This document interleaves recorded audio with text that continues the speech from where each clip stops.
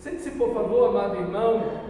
Eu gostaria que você abrisse a sua Bíblia na carta de 1 Coríntios. Nós temos o privilégio de Deus de meditar nessa carta. Louvamos a Deus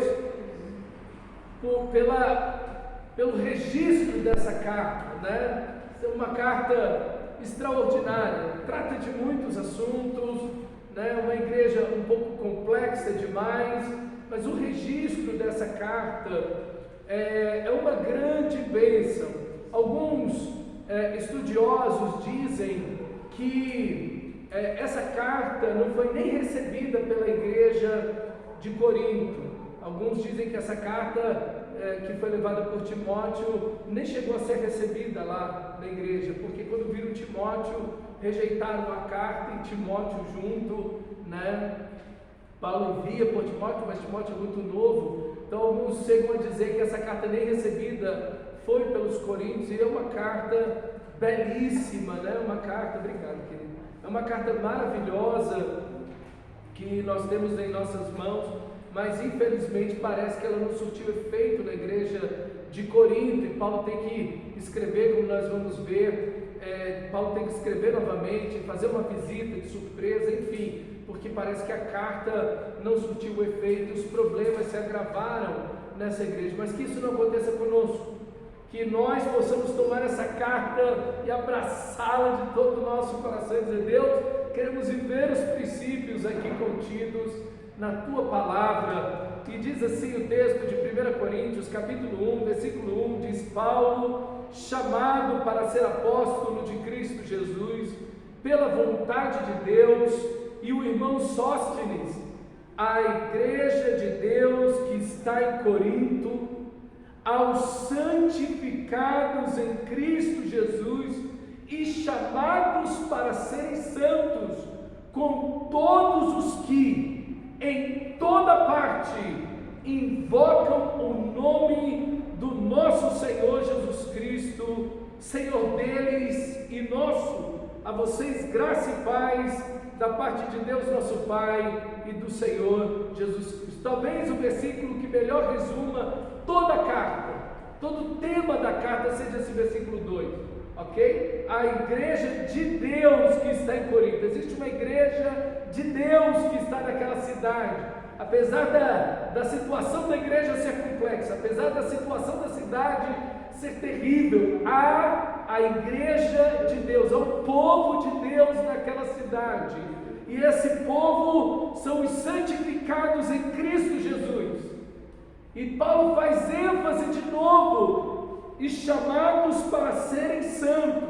Eles são santificados, mas eles também foram chamados para serem santos, com todos os que em toda parte. É uma ênfase que Paulo faz, porque os coríntios se achavam melhor que todas as outras igrejas. Então Paulo diz: não, o evangelho não nasceu de vocês, vocês receberam o evangelho, mas não são vocês os primeiros a crer em Cristo. Então Paulo faz essa ênfase justamente para colocá-los na ideia de um corpo inteiro, que é a igreja em todo o mundo, com todos os que em toda parte invocam o nome do nosso Senhor Jesus Cristo. Aí Senhor é aquele que reina, o Senhor, o Criador, o soberano, o sustentador de toda a vida, o único e verdadeiro Deus, o Senhor Jesus Cristo. Jesus, o homem, Cristo, o Senhor, o Messias, o Salvador, aquele que venceu a morte, o pecado, as trevas. São temas que serão tratados nessa carta, Senhor deles, mas também Senhor nosso, ok? Então tem muita carne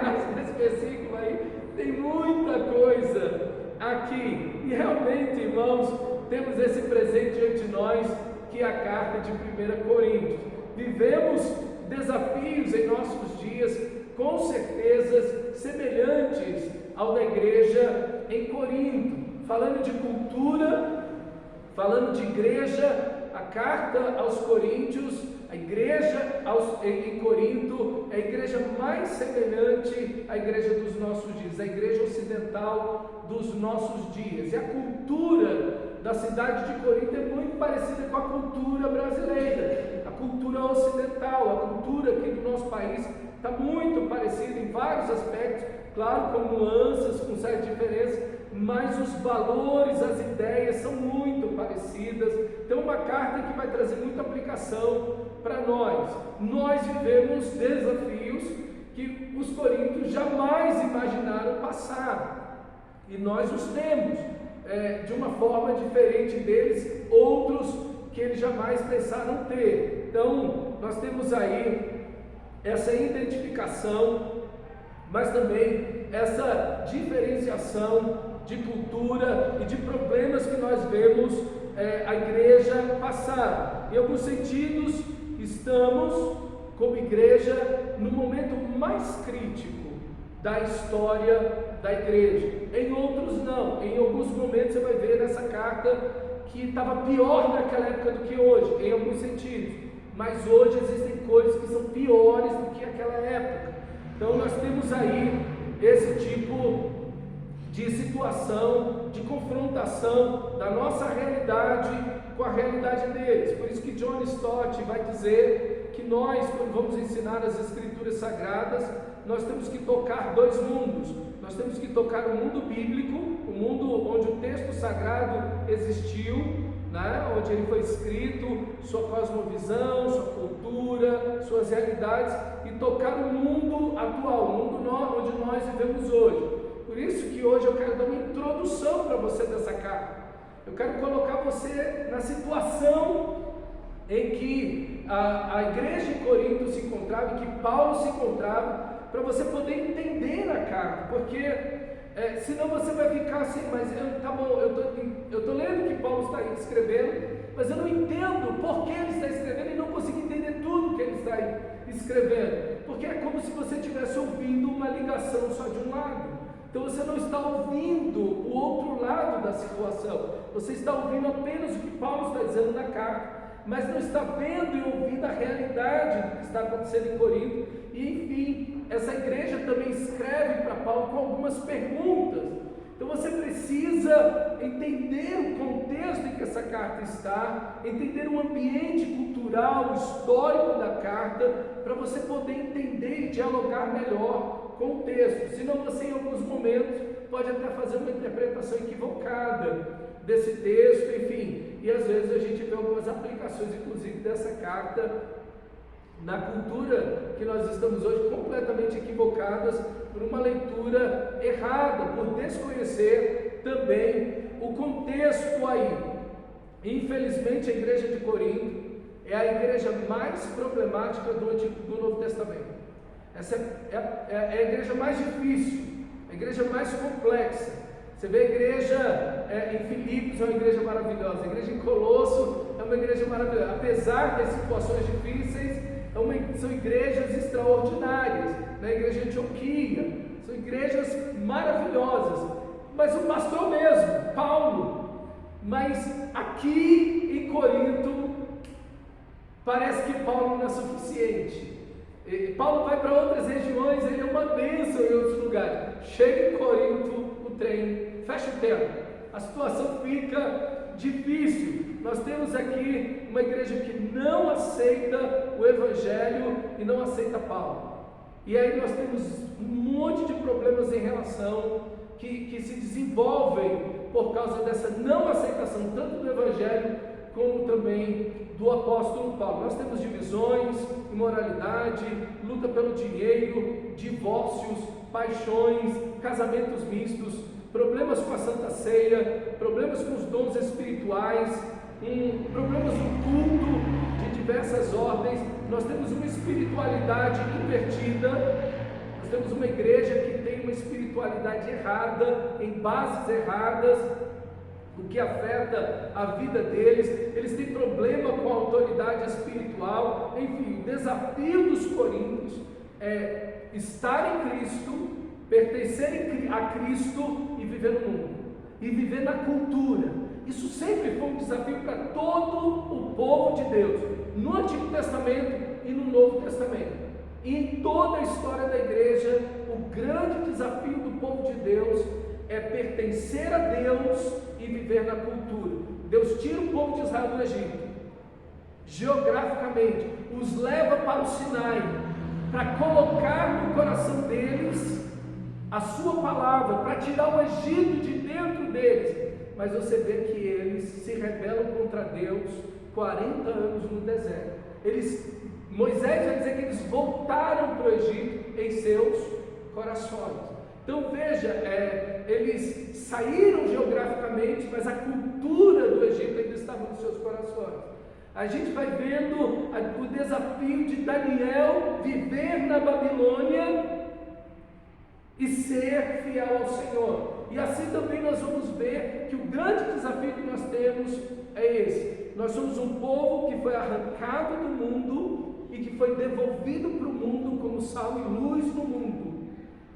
O Senhor não nos tira do mundo, Ele nos livra do mal. Então há uma batalha que é externa, o cristão e a cultura onde ele está. Há uma batalha interna no cristão, isso é, o cristão e suas próprias paixões, seu próprio coração, seus próprios desejos. Hoje, a gente compartilhando com as crianças do projeto, e eu estava falando para eles que o que nos tira da obediência, aí duas crianças falam, é o diabo. Eu falei, não é você mesmo, é o seu próprio coração, é você que tira você mesmo da soberania de Deus, da bênção de Deus, de estar na obediência ao Senhor da glória. É você que sai daí, porque nada pode nos separar do amor de Deus que está em Cristo Jesus, o nosso Senhor. O que nos leva para longe de Deus somos nós mesmos.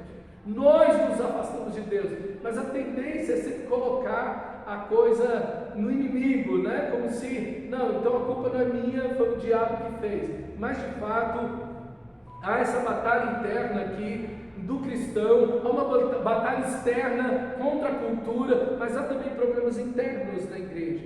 A igreja está cheia de problemas internos. Então, é uma igreja que tem todas essas pressões, né? E essa pressão se agrava porque essa igreja rejeita Paulo, rejeita o evangelho que Paulo está pregando, ok? E nós vamos ver daqui a pouco porque eles estão rejeitando a Paulo e o evangelho que Paulo prega. Abra sua Bíblia lá em Atos, capítulo 18, vamos ver como essa igreja nasceu, rapidamente. Atos, capítulo 18, o apóstolo Paulo está no final da sua segunda viagem missionária. E aí diz o texto, Atos 18:1, depois disso Paulo saiu de Atenas e foi para Corinto. Ali encontrou um judeu chamado Áquila, natural de Ponto, onde havia chegado recentemente da Itália, com Priscila, sua mulher, pois Cláudio, o imperador, havia ordenado que todos os judeus saíssem de Roma. E aí, historicamente falando, eles foram expulsos de Roma, porque eles estavam brigando com os cristãos por causa de Cristo Jesus, ok? Havia uma batalha aí, argumentativa, enfim. Então, Cláudio manda os judeus saírem de Roma. Paulo foi vê-los, e uma vez que tinha a mesma profissão, que era fazer tendas, ficou morando e trabalhando com eles, pois eram fabricantes de tendas. Todos os sábados, Paulo debatia na sinagoga e convencia judeus e gregos. Depois que Silas e Timóteo chegaram da Macedônia, Paulo se dedicou exclusivamente à pregação, testemunhando aos judeus que Jesus era o Cristo. Paulo ia sempre às sinagogas porque lá, primeiro, havia os judeus que tinham um contexto histórico do Antigo Testamento e também havia ali uma esperança messiânica. Então Paulo prova que Jesus é o Cristo através das profecias do Antigo Testamento, e também nas sinagogas estavam aqueles que eram gentios e que haviam se convertido ao judaísmo, ao único Deus verdadeiro, e também tinham essa esperança messiânica. Então ali era um lugar de pessoas que tinham seus corações abertos, aparentemente, a receber o Evangelho. Era mais fácil começar por ali. Opondo-se eles, os judeus, e lançando maldições, Paulo sacudiu a roupa e lhes disse: caia sobre a cabeça de vocês o seu próprio sangue, estou livre da minha responsabilidade, agora em diante irei para os gentios. Então Paulo, saindo da sinagoga, foi para a casa de Tício, justo, que era temente a Deus e que morava ao lado da sinagoga. Crispo, chefe da sinagoga, creu no Senhor, ele e toda a sua casa. E dos coríntios, o que ouviram, muitos criam e eram batizados. Certa noite, Paulo, o Senhor, falou a Paulo em visão: não tenha medo, continue falando, não fique calado, pois estou com você e ninguém vai lhe fazer mal ou ferir. Há o medo de Paulo de sofrer, né? Medo que Paulo tem do sofrimento físico, já tinha sofrido muito, até esse ponto iria sofrer ainda mais, porque tenho muita gente nesta cidade. Assim, Paulo ficou ali durante 1 ano e meio ensinando-lhes a palavra de Deus. O que Paulo ficou fazendo 1 ano e meio? Ensinando a palavra de Deus. É isso que nós temos que fazer. Nós pastores temos que fazer isso, ensinar a palavra de Deus. O ano aqui, no final da segunda viagem missionária de Paulo, está entre 49 e 51 depois de Cristo, ok? Parece aí que está havendo um avivamento nessa cidade. O texto diz, que nós lemos, muitos creram, e o próprio Cristo aparece para Paulo e diz: eu tenho muito povo nessa cidade. Só que essa cidade é uma cidade muito complicada, né? Uma cidade muito imoral, há muita idolatria. E aqui já tem um princípio maravilhoso para mim e para você. Às vezes nós olhamos para a nossa cidade ou para a nossa família, nós vemos pessoas duras, pessoas difíceis, pessoas extremamente resistentes. Às vezes há muita idolatria, há muita imoralidade. A gente fala: meu Deus, mas Deus, eu vou dizer para você, Deus está dizendo para nós, como disse para Paulo: não te cales, continue pregando. Eu tenho muito povo nesta cidade, né? Deus tem salvação para dar. Não há coração duro que Deus não possa quebrar. Não há portas fechadas que Deus não possa abrir. Não há pecador tão distante, tão mergulhado nas trevas, tão entregue ao pecado que Deus não possa resgatar. Então nós devemos ter ânimo, não ter medo, ter ânimo diante de Deus e seguir pregando a palavra do Senhor, seguir pregando as Escrituras Sagradas, porque Deus tem muito povo, ainda que a cidade, a situação seja tão difícil, como no caso da cidade de Corinto. Então Paulo passa ali 1 ano e meio pregando. É a igreja, uma das igrejas que mais recebe a atenção do apóstolo Paulo. É uma igreja que Paulo está ensinando, está trabalhando arduamente. Talvez a cidade que tenha recebido um pouco mais de atenção que a cidade de Corinto tenha sido a cidade de Éfeso, onde Paulo passa 3 anos. Mas Corinto, Paulo passa mais de 1 ano e meio, porque existem algumas datas aí que a gente vê que Paulo ainda permanece um pouco, e não apenas isso, Paulo escreve muito para a igreja em Corinto.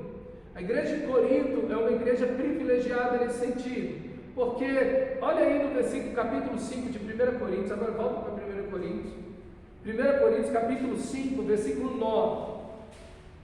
Nós temos 4 cartas que Paulo escreveu para essa igreja. Das 4 cartas nós temos 2, ok? No capítulo 5, versículo 9, que Paulo diz: já vos escrevi que, está vendo? Então Paulo já havia escrito para essa igreja. Paulo deixa a igreja, depois de 1 ano e meio, talvez um pouco mais, vê a necessidade de, na sua terceira viagem missionária, escrever para essa igreja. Então ele escreve para essa igreja, ok? Então Paulo escreve a primeira carta para essa igreja: já vos escrevi em carta que não vos associeis, ok? Que é o capítulo 5, versículo 9.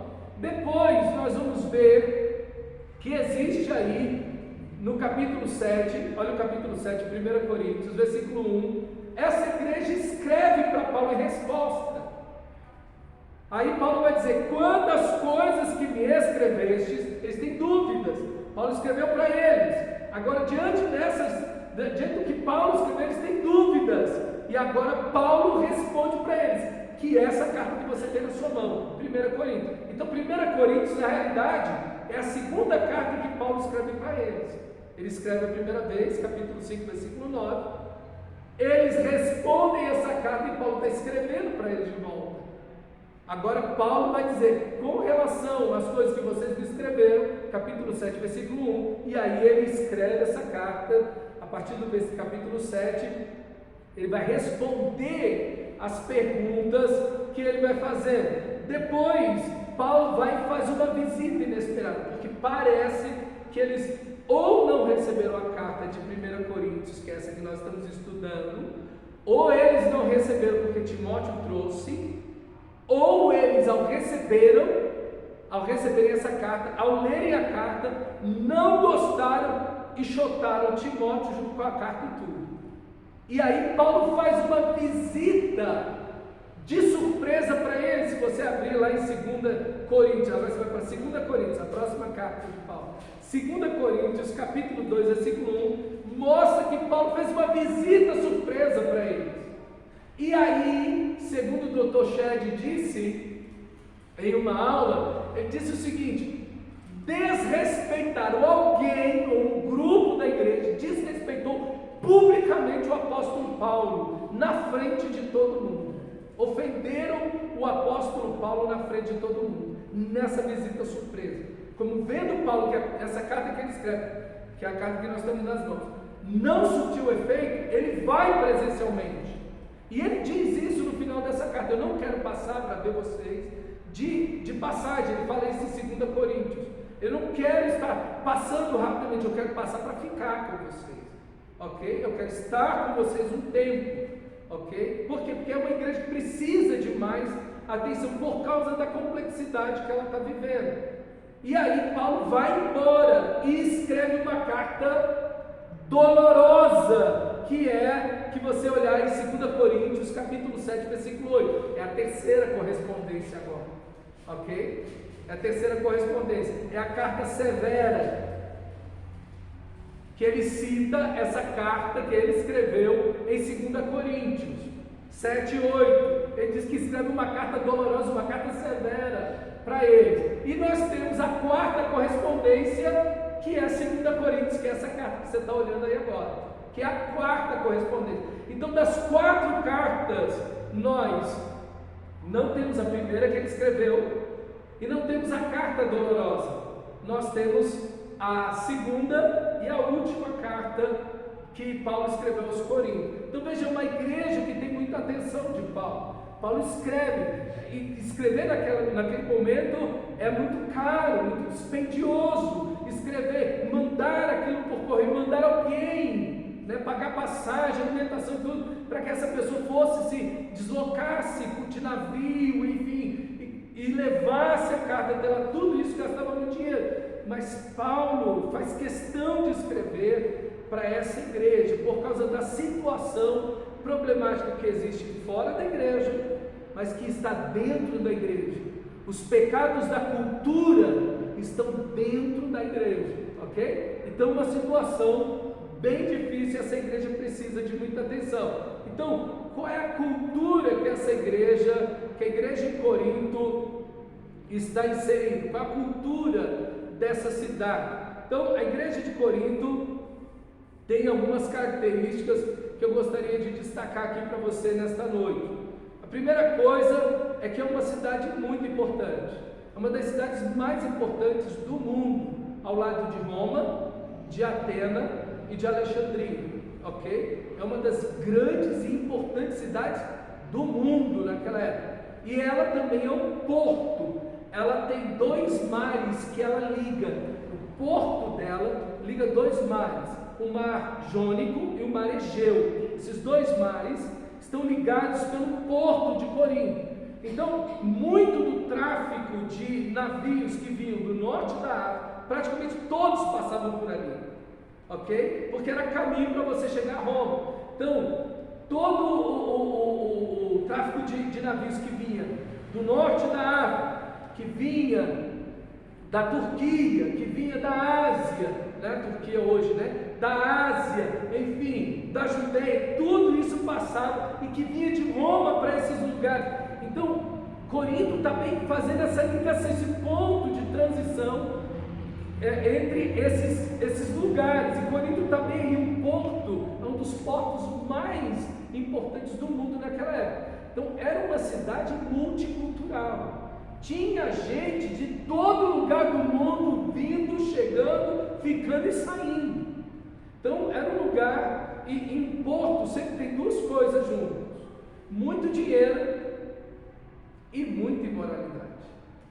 Porto é lugar dessas duas coisas: muito dinheiro, são geralmente cidades muito ricas, tem muita oportunidade de trabalho, tem muito dinheiro, muita mercadoria, muita coisa chegando e saindo, mas também tem muita imoralidade. E esses dois elementos fazem parte muito dessa carta de 1 Coríntios, tanto a imoralidade quanto a questão do dinheiro. Você vê que os ricos têm um grande problema nessa carta.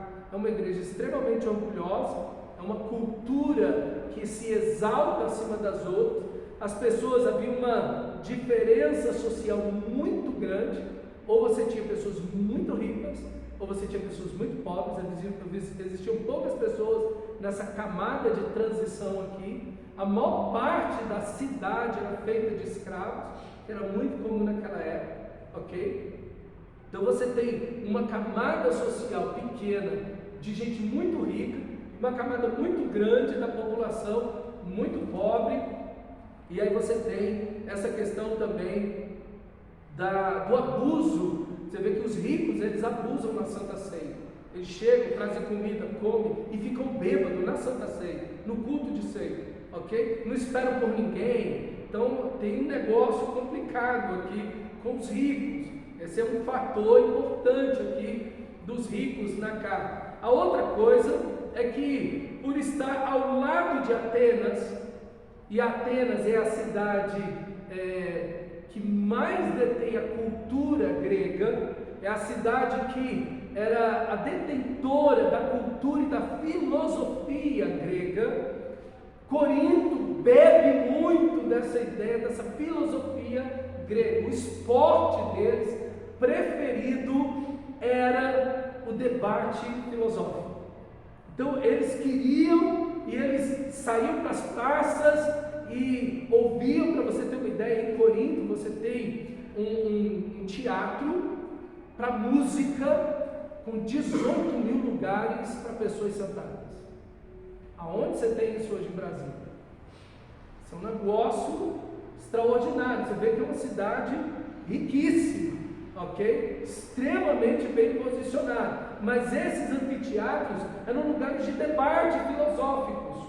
Por isso que Paulo vai falar sobre essa questão da filosofia, da sabedoria, da sofia, né? Então Paulo vai entrar muito nesse ponto nos 4 primeiros capítulos dessa carta, porque eles têm uma tendência a se envolverem com essa ideia da filosofia e achar que isso é a salvação do ser humano, né? Que é a salvação do ser humano. Então os coríntios estavam muito envolvidos com essa questão da filosofia, do discurso. Por isso que você vê também no começo da carta: eu sou de Paulo, eu sou de Apolo, eu sou de Pedro, eu sou de Cristo. Você vê essas divisões dentro da igreja.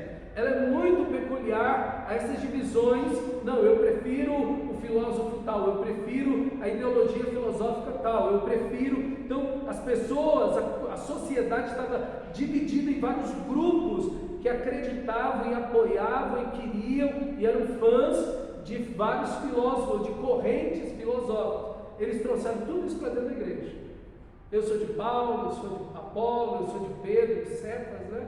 Eu sou de Cristo. Então a igreja está toda dividida, igual está no mundo, ok? Igual está na cultura, está a mesma coisa. A imoralidade sexual era um negócio complicadíssimo. Colocaram no grego uma expressão, corintizar-se, que era essa expressão, vamos nos corintizar. Era uma expressão que significava: vamos ficar bêbado e ficar com as prostitutas. Era isso que significava corintizar-se. Então, essa expressão foi cunhada pelo estilo de vida da cidade de Corinto, ok? O estilo de vida da cidade de Corinto. Havia um templo na cidade de Corinto para Afrodite, que era a deusa grega do amor, e a romana também, que aí o panteão romano e grego se misturaram, mudaram os nomes, enfim, fizeram umas bagunças lá. Então, havia a deusa do amor, Afrodite, e tinha nesse templo, um templo de mais de 500 metros quadrados, muito grande, havia 1000 prostitutas, 1000 sacerdotisas nesse templo. E os adoradores, todo mundo que ia cultuar Afrodite, ia para esse templo e oferecia os sacrifícios e tinha relações sexuais com essas mulheres. Qual era a ideia deles de juntar relação sexual com o culto? É que, como essas mulheres, elas estavam próximas da deusa, eram sacerdotisas da deusa, elas tinham uma aproximação privilegiada da deusa. Então, para que eles fossem abençoados, eles tinham que ter uma intimidade com elas, para que eles tivessem uma bênção dessa deusa. Por isso a junção dessa ideia do sexo com o culto. O João Sem Deus, que está preso, né, ele usou muito desse tipo de ideia, ok? Esse tipo de ideia aí de juntar a sexualidade com o culto espírita, ok? Não, tem um espírito, tem um karma, eu vou tirar o seu karma e tal, porque eu tenho um privilégio aqui e aí entra nessa ideia sexual. Inclusive existem pessoas, falsos mestres, em igrejas evangélicas fazendo isso, ok? Em igrejas evangélicas fazendo isso.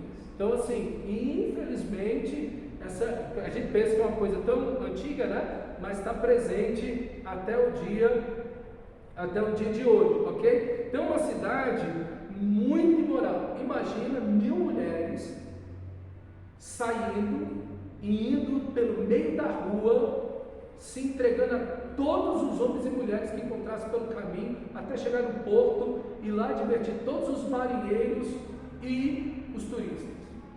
Era isso. Paulo, quando escreve Romanos, capítulo 1, ele escreve a carta de Romanos na cidade de Corinto. Quando Paulo vai escrever Romanos, capítulo 1, versículo 26, ele diz: por causa disso, Deus os entregou às paixões vergonhosas, porque até as suas mulheres trocaram as relações naturais, relações sexuais naturais, por outro contrário à natureza. Corinto era conhecida como a capital do homossexualismo. Então veja, é essa cidade onde Deus tem muita gente. A gente olha e fala, não, a cidade tem que tacar fogo, não é uma coisa assim, mas não. Veja, Deus tem muita gente nessa cidade. Então, era essa situação que a igreja enfrentava na cultura, ok? Essa questão da perseguição ao dinheiro, de uma busca cada vez maior pelo dinheiro e também a imoralidade sexual. Então, não era fácil viver em Corinto, não era fácil ser um cristão em Corinto. E hoje também não é fácil ser um cristão na nossa cultura. Não é algo simples, principalmente no Brasil. O Brasil é um dos povos mais imorais do mundo. Um dos maiores índices de consumo de pornografia no mundo está no Brasil. Tanto em homens quanto em mulheres. Os homens brasileiros são alguns dos homens que mais consomem pornografia no mundo, e as mulheres brasileiras são as que mais consomem pornografia no mundo, junto com as mulheres filipinas. Então, vejam o índice que nós temos, nós não estamos muito longe dessa realidade. Quando você olha a carta no capítulo 5, versículo 1 de 1 Coríntios, você vai ver Paulo dizendo: todo mundo sabe que vocês, a imoralidade está dentro da igreja aí, à torta e à direita. E coisas que nem no mundo acontece, está acontecendo dentro da igreja. O fato de um homem possuir a mulher do seu pai. Então você vê a situação da igreja, o problema da igreja de Corinto, e aqui é um ponto central, é que a raiz central de todos os problemas da igreja de Corinto é que a influência do paganismo continua sobre ela. Eles viveram uma vida no paganismo, eles viveram uma vida no mundo, assim como todo cristão. Ninguém nasce salvo, ninguém nasce cristão, né? A gente vive uma vida sem Cristo, e essa influência dessa vida sem Cristo, eles se converteram a Cristo, mas começaram a namorar com o mundo de novo. E aqui está o problema e um alerta para mim e para você. Quando nós começamos a negociar com o mundo, quando nós começamos a negociar com o pecado vai começar a tomar conta da nossa vida. Por isso que a santidade, esse capítulo 1, versículo 2, diz: aos santificados, chamados para serem santos. É uma coisa tão importante nessa carta. Um ponto central nessa carta é a santificação. Santificação nessa carta, em todos os aspectos, é algo muito importante. Então, eles estão negociando o Evangelho. Eles querem customizar o Evangelho. Eles querem o Evangelho grego. Eles querem um Evangelho customizado. Não, Deus me entende, sabe? Eu não tem problema eu almoçar com Jesus e jantar com o diabo. É isso que Paulo vai dizer para eles. Vocês querem cear na ceia do Senhor no domingo, mas querem estar nas prostitutas, querem estar nos cultos dos templos, do templo de Afrodite. Vocês querem estar comendo comidas sacrificadas a ídolos. Vocês querem almoçar com Deus e jantar com o diabo. Não dá. E assim você vê muito da igreja evangélica brasileira hoje. Você vê uma igreja que quer pular carnaval. Você vê uma igreja que não tem problema em ir para a festa de São João. Opa! Não lê o texto dizendo que há demônios que eles sacrificam? Você vai fazer parte da mesa do Senhor no domingo e da mesa do diabo na segunda? Não dá, irmão. O que é que você está fazendo? Você não está parando para pensar no que você está fazendo?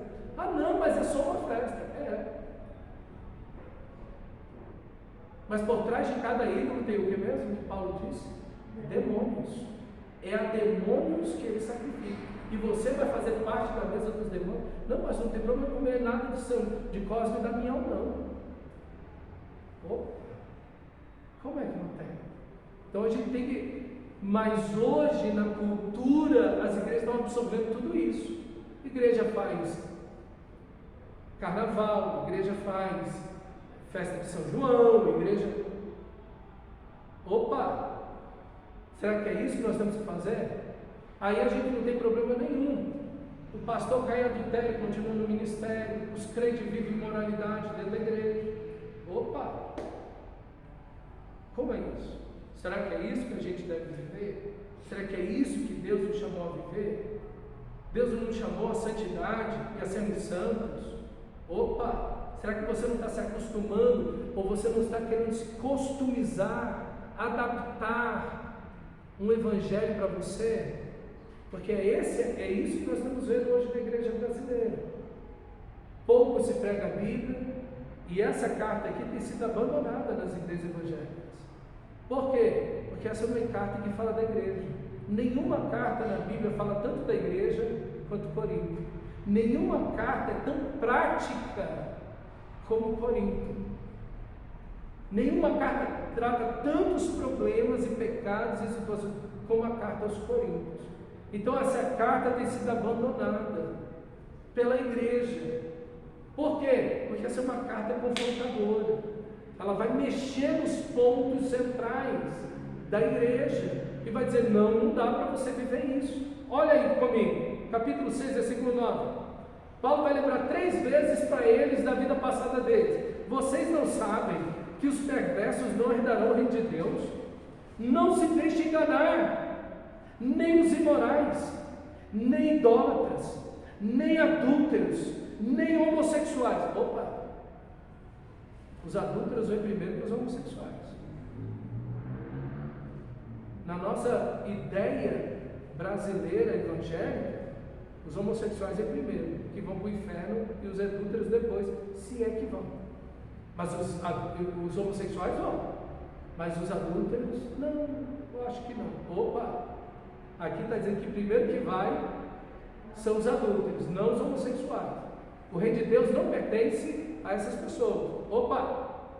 Não se deixe enganar, nem imorais, nem idólatras, nem adúlteros, nem homossexuais, passivos ou ativos, nem ladrões, nem avarentos, que amam dinheiro aí, os consumistas. Talvez a melhor palavra para traduzir isso aqui seja o consumista. Porque avarento significa que aquela pessoa sempre quer mais. consumista, que não está satisfeito, quer mais. Nem alcoólatras, nem caluniadores que ficam falando mal dos outros, nem trapaceiro. Opa! 171 não entra no reino de Deus não, irmão. Aqueles que ficam dando cano nos outros aí, não entra no reino de Deus não. Olha aí o nosso texto, apertando a coisa para mim e para você. Nem trapaceiros herdarão o reino de Deus. Assim foram alguns de vocês, mas vocês foram lavados, foram santificados, foram justificados no nome do nosso Senhor Jesus Cristo e no Espírito do nosso Deus. Está em outro versículo que resume bem essa carta.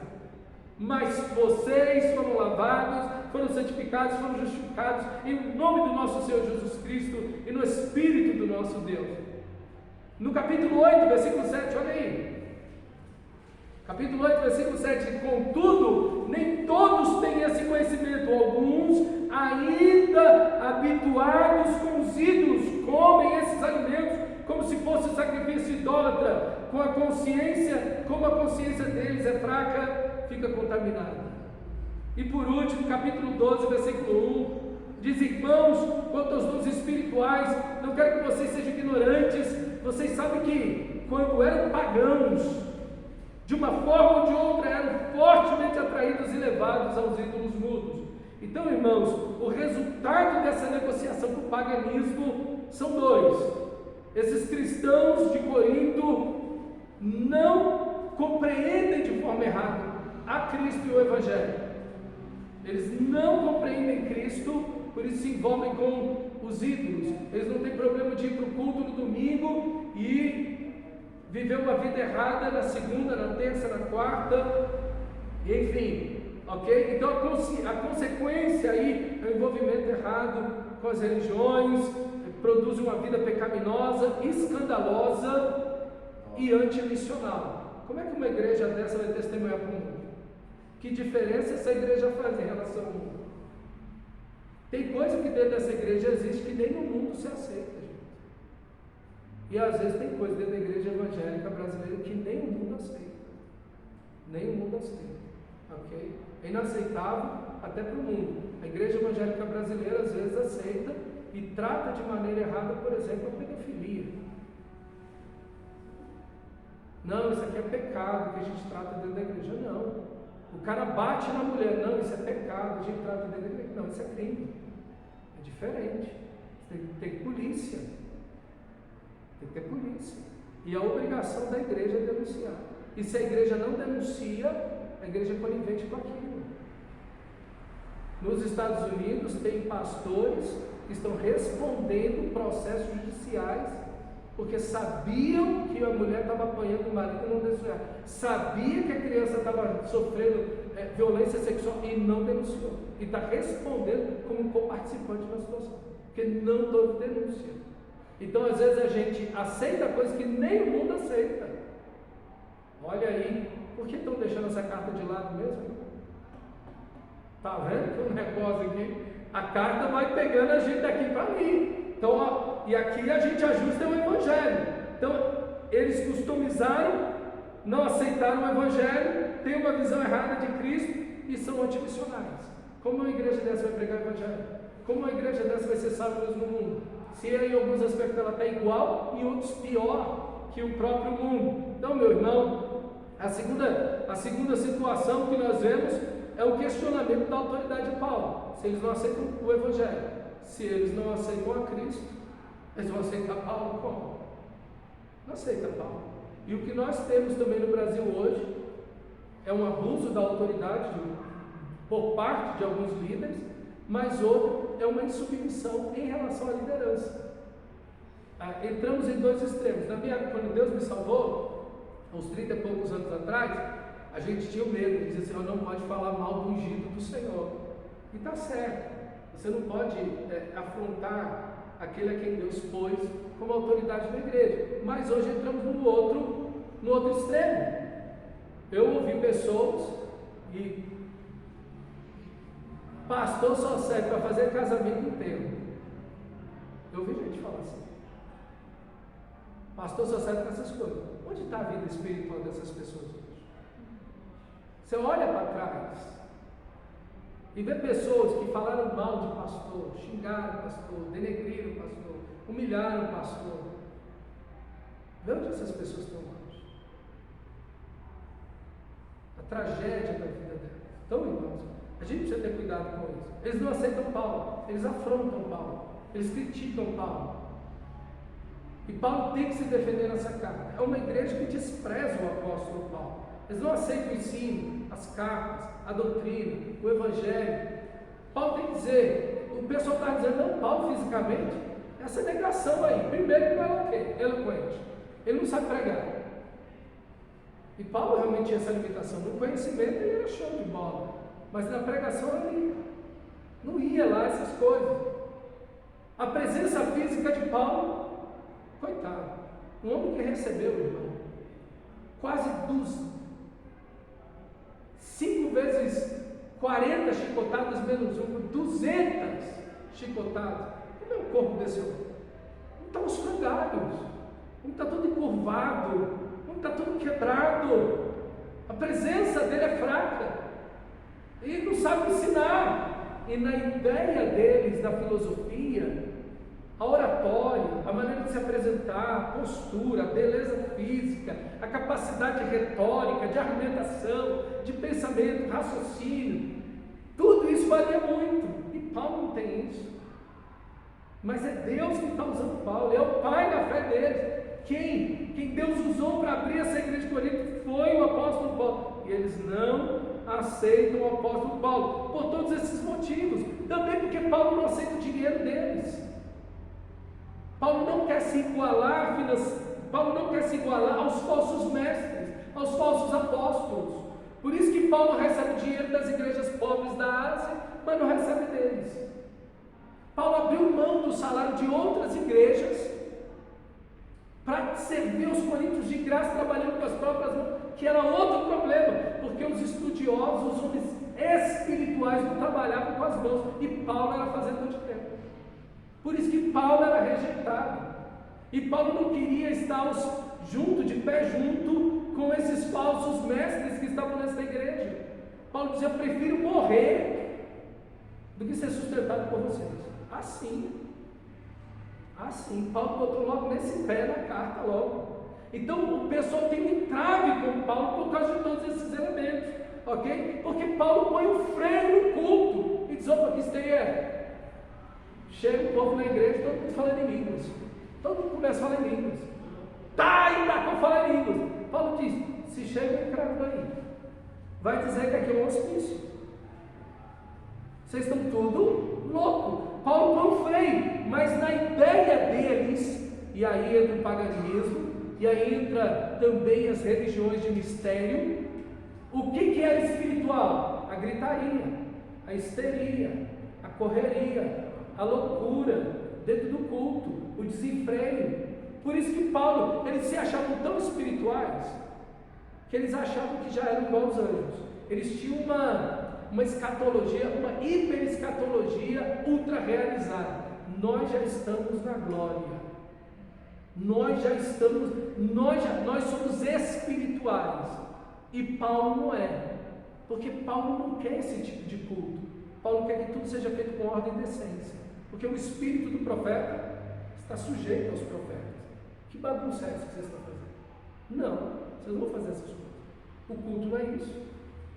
O culto é para edificação. Eu falo em língua mais que qualquer um de vocês, mas eu prefiro falar 5 palavras que vocês entendam e sirva de edificação, do que falar 10.000 palavras aqui que ninguém entende nada.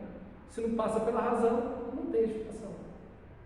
Tem igrejas aí que tudo delas é falar em línguas.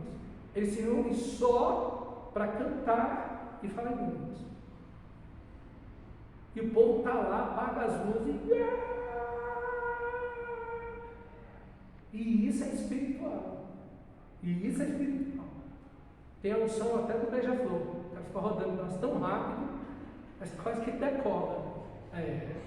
Tem de tudo aí. E o pessoal acha que isso é homem de Deus. Rapaz, e Paulo, o que, rapaz? Esse velho narigudo que tem aqui, ó. Baixinho, botando ordem no culto aqui, tirando a nossa vibe que a gente está curtindo aqui. tem fumacinha, tem incenso, tem tudo, que era o culto, as religiões de mistério, que a gente vai ver que tem influência na cara. Tinha tudo isso, mantra, musiquinha de fundo, tudo apagadinho. Você acha que isso é da agora? Luzezinhas, você acha que isso é da agora? Isso é grego, amigo, isso é antigo. E o povo estava nisso. E achava que isso era espiritual. Por isso que Paulo diz, ainda que eu fale a língua dos anjos, não é que tem língua dos anjos. Paulo está provocando eles. Paulo está provocando aquela igreja. Paulo está sendo irônico com eles. Ainda que eu fale a língua dos anjos e dos homens, se não tem amor. Não é que existe língua dos anjos. Ele só está sendo irônico, ele está provocando a igreja. Então, não, vocês já chegaram lá. E Paulo vai dizer isso. Vocês já reinaram, vocês já são ricos. Paulo vai dizer isso no capítulo 4 logo. Vocês reinaram sem nós. E quem dera que vocês reinassem. Então, Paulo está sendo irônico em alguns momentos nessa carta. Então, eles têm uma espiritualidade completamente invertida. E é o que a gente vê hoje aí, irmãos. É o que a gente vê hoje aí. Paulo passa ensinando 1 ano e meio essa igreja. O que? A palavra de Deus. E aonde está a palavra de Deus hoje em dia nas igrejas? Onde estão as escrituras sagradas, estudo sério, pregação bíblica, exposição do texto? Testemunho tem, invenção tem até a tampa, revelamento tem até a tampa, e o povo chora, e o povo, ai Deus falou comigo, ai meu Deus, e acha que isso é espiritual. Irmãos, isso é só carnalidade, e é isso que Paulo vai dizer aqui para eles. Vocês são carnais. Vocês acham que são espirituais, mas vocês são carnais. O dom inicial deles, o que demonstra que eles chegaram lá, era o dom de línguas. E quando Paulo coloca a lista de dons em critério de relevância, prioridade e importância, o dom de línguas é o último. A espiritualidade deles é completamente invertida. É uma igreja completamente carnalizada. Infelizmente, irmão. E tudo isso está dentro da igreja. E eles estão achando que estão na glória, que já chegaram na perfeição. E Paulo é espiritual? Não, Paulo não. Paulo é carnal. Por isso que a gente não aceita o evangelho dele, a gente não aceita ele, a gente não aceita os planos dele, a gente não aceita nada. Porque espiritual é esse pessoal que está por aqui. E é uma coisa bem generalizada. E dentro dessa ideia de uma super espiritualidade, de um super cristão, eles não têm problema em pegar o corpo deles e entregar para a imoralidade. Porque dentro da ideia filosófica deles, que eles absorveram no mundo, da cultura, da filosofia, para dentro da igreja, que não tem nada a ver com o evangelho, é que Deus quer salvar o espírito, Deus quer salvar a alma. Quantas almas foram salvas aqui essa noite? Já ouviu essa expressão? É uma ideia bem grega, Deus não salva a alma. O corpo é para o Senhor, e o Senhor é para o corpo. Glorificai a Deus no vosso corpo. Paulo termina o capítulo 6. Você não pode se unir a uma prostituta, você não pode casar com qualquer pessoa, você não pode comer as coisas entregues aos ricos, você não pode participar de um culto idólatra. O corpo é para o Senhor, e o Senhor é para o corpo. Na ideia deles, o corpo podia fazer qualquer coisa com ele. Por quê? Porque o que Deus quer é só o espírito, a alma. Então tem uma teologia do corpo extremamente importante nesse texto. E não apenas isso, no capítulo 15 ele vai falar da ressurreição. Para eles o corpo não tinha importância. Como Deus quer salvar a alma e o espírito, então para que a ressurreição? E Paulo vai mostrar para eles que tem ressurreição. Porque se Cristo não ressuscitou, é vã a vossa fé. Vocês ainda continuam nos seus pecados. Então Deus não salva o espírito e a alma, Deus salva o indivíduo. O vosso espírito, alma e corpo sejam preservados em santidade, íntegros, para a segunda vinda do nosso Senhor Jesus Cristo, diz Paulo aos Tessalonicenses. Então, são esses pontos de conflito, de divisão, de condutas erradas que a igreja vem tendo. E aí eles têm esses problemas sociais, como eu falei também, dos ricos e essa coisa toda. E aqui então a estratégia de Paulo para tratar essa igreja. Aqui tem vários textos, mas eu não posso ler para vocês agora, senão vai ficar muito longo. A igreja é extremamente carnal, mas Paulo continua respondendo no Espírito. Paulo vai dizer que ele é o servo de Cristo. Paulo vai dizer que ele é o pai na fé deles. Paulo, por 11 vezes, aqui nessa carta de 1 Coríntios, Paulo vai falar que ama, do amor. Em 2 Coríntios, com a carta mais forte que é de 1 Coríntios, 14 vezes ele vai falar do amor. Então, Paulo, o que geralmente o líder faria é: quem manda aqui sou eu e acabou. Ok? Quem manda aqui sou eu e acabou. É isso que um líder normalmente faria. Paulo não. Ele diz: eu estou servindo a vocês. Quem é Paulo? Quem é Apolo? Servos.